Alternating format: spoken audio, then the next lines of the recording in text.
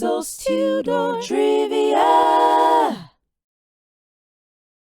Hi, welcome to this latest edition of Teasel's Tudor Trivia with me, Claire, and Teasel the rescue dog. As you know, Teasel really is the brains behind my Tudor history videos, so I listen to her when she comes up with good ideas.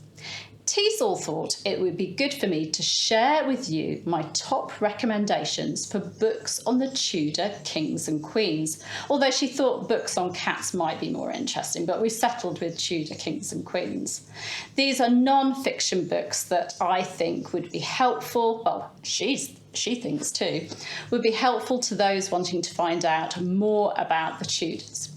So here goes. And by the way, some of these I have on my Kindle, so I can't show you the physical book, but perhaps Teasel and Tim can do some magic and show you those book covers so you know what to look for.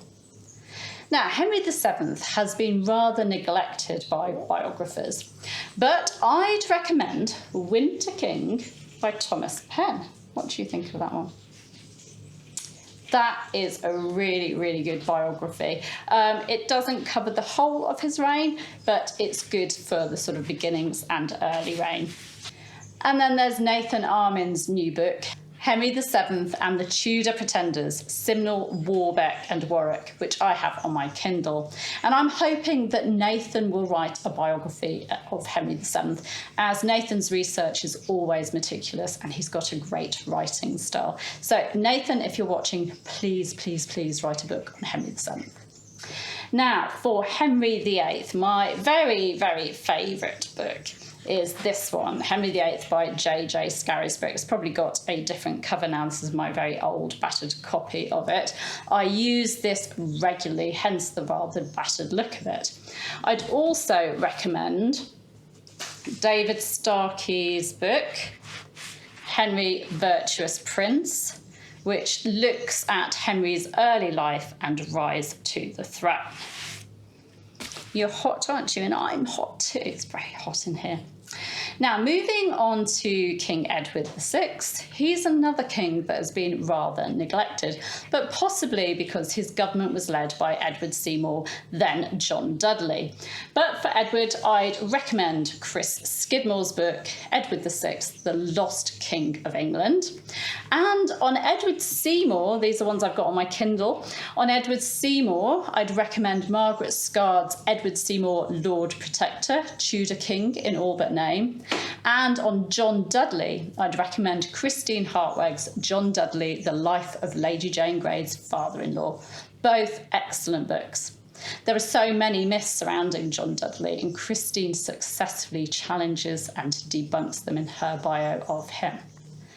Now, Lady Jane Grey, or Queen Jane as I prefer to call her, there are two excellent books on Queen Jane, and they both give a slightly different view on her, but both are backed up by Tudor sources, contemporary sources. The first one we have is Lady Jane Grey, A Tudor Mystery by Eric Ives. Eric Ives is one of my history heroes. I love Eric Ives. And then we have Leander de Lisle's The Sisters Who Would Be Queen. My books are getting a bit dusty, aren't they? That covers Jane's sisters, Catherine and Mary Grey as well. Both are fantastic books. I love Leander's. I love her writing style. It's an excellent, excellent book.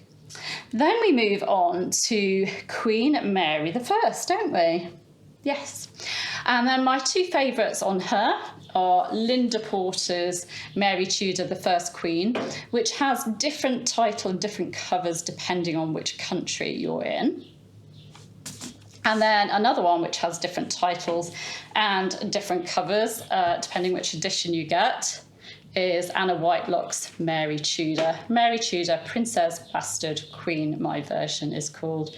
Both are well referenced, which is something I really look for in a biography, a history book, because it's fantastic if you want to check the author's sources or research further. If you want to know what the author is actually basing their theory or their ideas on, you can look them up in the notes section.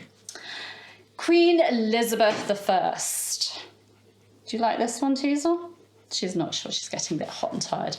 Elizabeth I, my top favourites are David Starkey's Elizabeth. I think it's also called Elizabeth Apprentice, depends which one you get. It looks at her early life and her rise to the throne. Then I'd recommend the biographies by Anne Somerset and Alison Plowden. This is my old copy of Anne Somerset. We're running out of room, aren't we? And my rather dusty copy of Alison Plowden's. Look how big that is. There's also Alison Weir's book, which is good, but the only trouble I have with that is the references are hard for researchers. But if you're just reading it for pleasure and to get to know a bit more about Elizabeth, then it is a good one to read. Now, that is all of the Tudor monarchs done, but if you want a book on the whole of the Tudor dynasty and its background, you can't go wrong with Leander de Lisle's Tudor, The Family Story. It is an excellent read. This is I bought this when it came out first in hardback. I think it's got... I don't know whether it's got a different cover in paperback, but that is a wonderful read if you want one on the whole Tudors.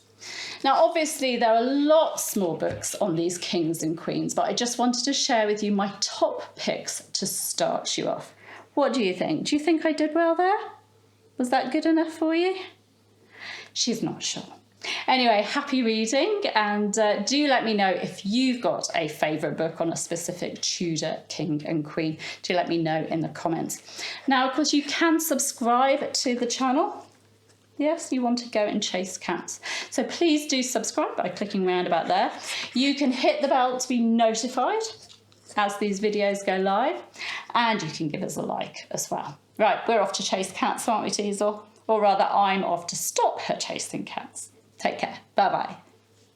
Teasel's Tudor Trivia.